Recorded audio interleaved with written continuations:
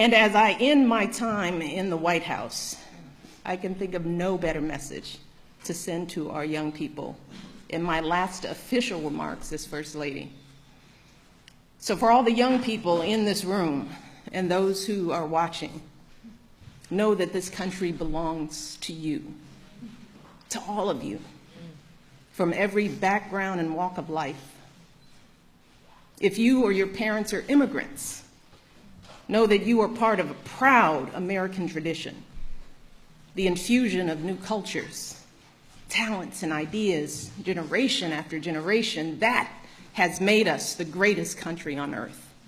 If your family doesn't have much money, I want you to remember that in this country, plenty of folks, including me and my husband, we started out with very little, but with a lot of hard work and a good education, anything is possible, even becoming president.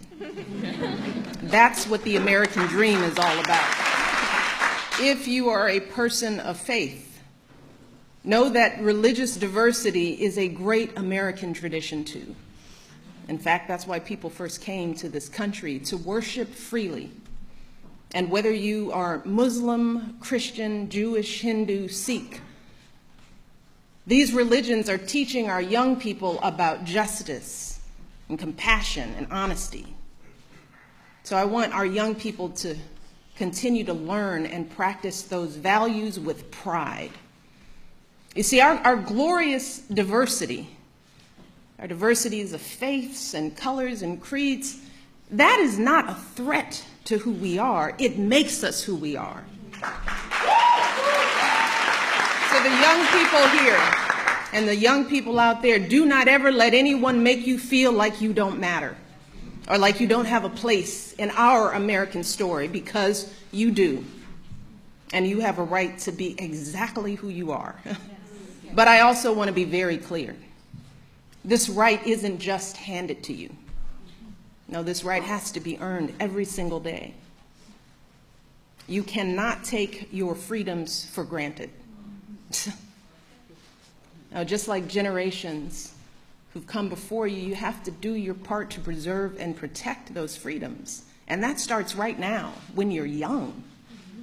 Right now, you need to be preparing yourself to add your voice to our national conversation. You need to prepare yourself to be informed and engaged as a citizen, to serve and to lead, to stand up for our proud American values and to honor them in your daily lives.